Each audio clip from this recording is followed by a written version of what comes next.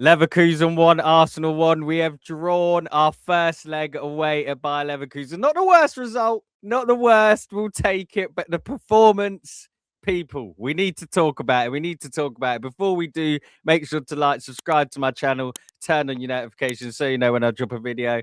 I've hit 600 subscribers, 611. Every little milestone helps. So please, I appreciate everyone who has, but please continue to support by subscribing. But listen, we're not here to talk about me and my channel. We're here to talk about the Arsenal. And look, that wasn't an inspiring performance. Let's just be honest. Call a spade a spade. I'm not quite sure what that performance was, but we've done it again. We've nicked a result. And that is sort of what this team has specialized in, is nicking results, getting over the line, not losing. If you can't win, don't lose. It's a mentality I've always not been a supporter of. I've always liked the just go and win at all cost mentality. But what Mikel Arteta has developed at this club, in this team, is a almost unwillingness to lose. We're not going to lose. You're not going to beat us. We will find a way to take something. And now we go back into the second leg, back home with a 1-1 result. And the onus is on us, really. If we win the game, we go through. So it's annoying. It's frustrating. Not quite the 4-1 game that I predicted before the game. Maybe that was a bit disrespectful to Leverkusen. I thought they were quite impressive defensively. They actually scored a set-piece goal, which we'll talk about. But yeah, Leverkusen were impressive. I thought they wouldn't be as good and we would be better. So I think their level raised and ours dropped a bit tonight. But let's talk a little bit about the game, some specific details. And the first place I want to start with is Bukayo Saka. I'm a bit concerned with Saka. He actually got hooked on the 58th minute for Noni Madueke, who actually came on and changed the game. But with Bukayo Saka, I'm actually beginning to get a bit worried.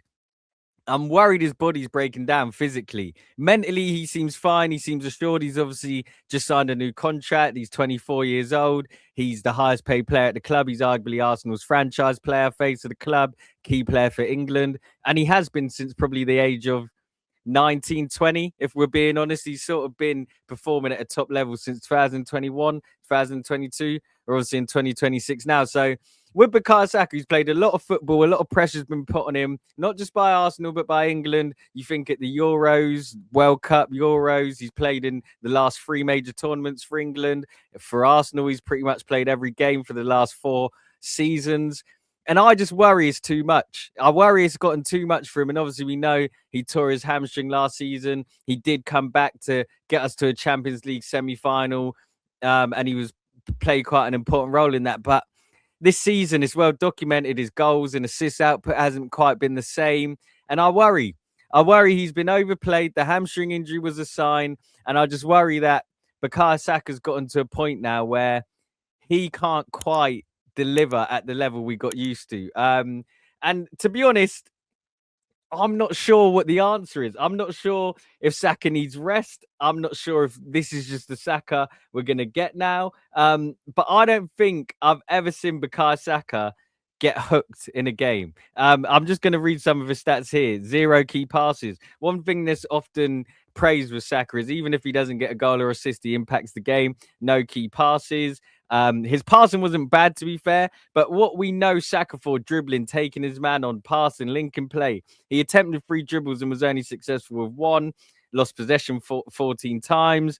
He just didn't really impact the game, and it's been a bit of a concern. It's been a bit of a topic for the season, Saka's form, and I just hope he can find it and he isn't physically hampered and it's not a long-term thing and it's just temporary, because he's key. He's arguably our most important player.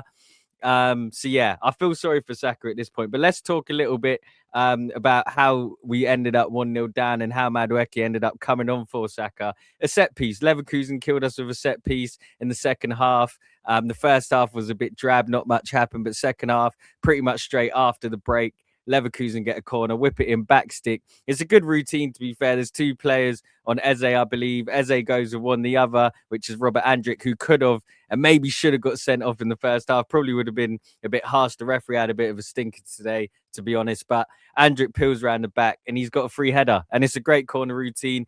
I actually saw the Leverkusen manager, Heumland, having a joke with Nicholas Hover. And look, it's not nice to see conceding set pieces, but it just goes to show There's nothing wrong with scoring a set piece. A goal is a goal. It doesn't matter. And Arsenal conceded to a set piece today, but that obviously led to Arsenal having to push for it a bit more. And I don't think we did at all times. There was a lot of moments where we were happy to sit in a defensive shape. It's a common theme under Arteta.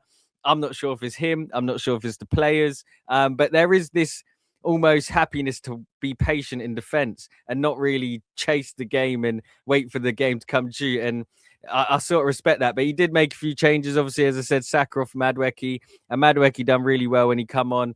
Had a point to prove. I think Madueke's one of them players that sort of likes proving people wrong, and I respect that. I'm one of the people he could prove wrong. Not that he really cares what I think, I'm sure, but he come on and he done his thing, man. Noni Madueke, I said on the Guna Club podcast, go and check us out on the Guna Club pod, but I said, like, I want him to prove me wrong. I've been impressed. I think he's done his job this season. I think he's done everything we've asked of him. I don't think he's been underwhelming. The price tag scares you, but that is the sort of going rate for good players these days. Not the best, but good players. So, look, Madueke done his thing. He wins the penalty. Kai Havertz, former club, steps up, slots the penalty home. Great penalty. Great penalty from Kai Havertz. And yeah, he didn't celebrate, which I respect as well. But for me, obviously, the game ends 1-1. There's not actually a lot to talk about. But we're obviously getting into that crunch time at the end of the season. I believe we go on and beat Leverkusen at home next week. So you're all of a sudden, when you're thinking you leave Leverkusen 1-0 down, poor performance, uninspiring, boring, you might say, but you get a draw, and now it's in your hands. Now it's in your hands at home. The benefit of finishing top of the table in the Champions League. So we've got to take advantage of that. I think we will. I'm sure we will. I don't really doubt our team in bouncing back from bad results. We've done it this season, but we've got a huge game with Everton, of course, at home this Saturday. And that's a big game. That is a huge game now, because I don't think we can afford to draw in the Champions League and then not win in the Prem. Obviously, Man City play Real Madrid. We were the early kickoff. They're playing Madrid tonight. So look, the Premier League is still all important. The Champions League is a bit of a dream for us Arsenal fans. I think we've got a good chance, but it might not be as straightforward and simple as people like myself thought. Leverkusen are a good side. Bodo and Sporting will want it as much as Leverkusen did. So we can't get too ahead of ourselves. But another sort of area just to discuss about our team is just how we look and attack as a team in general. Not necessarily individual players, because I see the left-hand side gets criticised. Martinelli and Trossard have often been targets for Arsenal fans to move on and to replace with new, exciting players. The likes of Kvaratskhelia have been mentioned.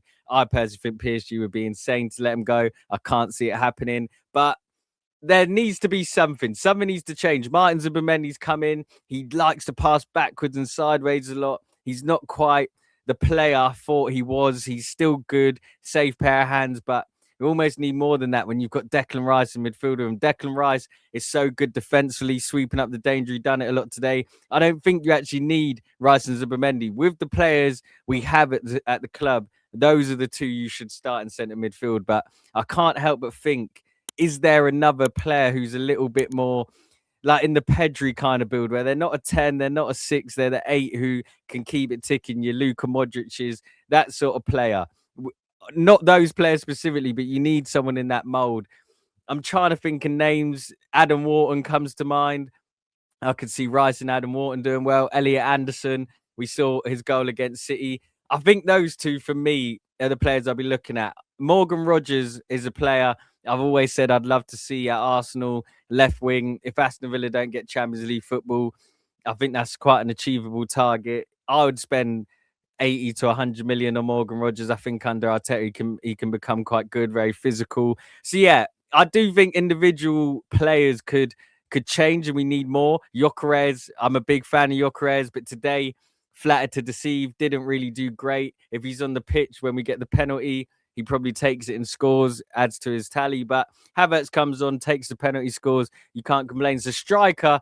I think there's room for improvement there in some areas. Obviously, Gabriel Jesus, it looks like he'll probably be moved on end of the season. The Leverkusen striker, who, let me just remind myself of his name, Kafane. I believe he's from Cameroon. Yeah, Cameroon. A commentator said his idol Samuel Eto'o for obvious reason. He's only 19. And I'll be honest, he gave Saliba and Gabriel a tough night. He looks like a good striker. Even someone like him, I would take him at Arsenal. Not sure if you want to join and play a bit part role, but someone a little bit different. So yeah, there's a lot of room for improvement going forward. Defensively, we're sound, we're solid. We concede from a set piece, which was just a good set piece by Leverkusen. Excuse me, but yeah, it's tough. Our attack is uninspiring. It's not good to watch. When you are watching it, you just asking yourself, "What am I watching? Like, why is this not more fluid?" But teams do set up defensively. Leverkusen was sat in very defensively tonight, and you do have to just sometimes say a team's hard to break down. And Leverkusen were hard to break down. The penalty we get is soft. It's a soft penalty. If it gets given against you, you're annoyed. If it gets given for you, you take it. It's one of them. We take it. We score. So yeah, overall, a weird one, people. I'll be honest, a weird one. Don't really know how to feel about it.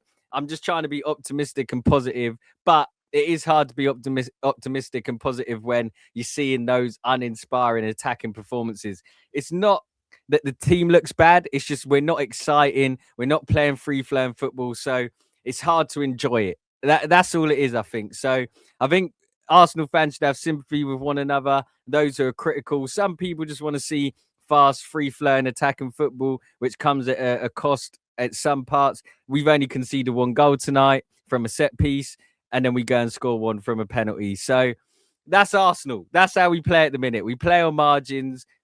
More than often, they go for us. Tonight, they're level. They're balanced. So we move. Everton this weekend. I'm feeling confident. I think we'll get a win at home. But then, yeah, the second leg next week is huge because I think we have a good chance of doing something special, something we haven't done in this competition before. But that's it from me, people.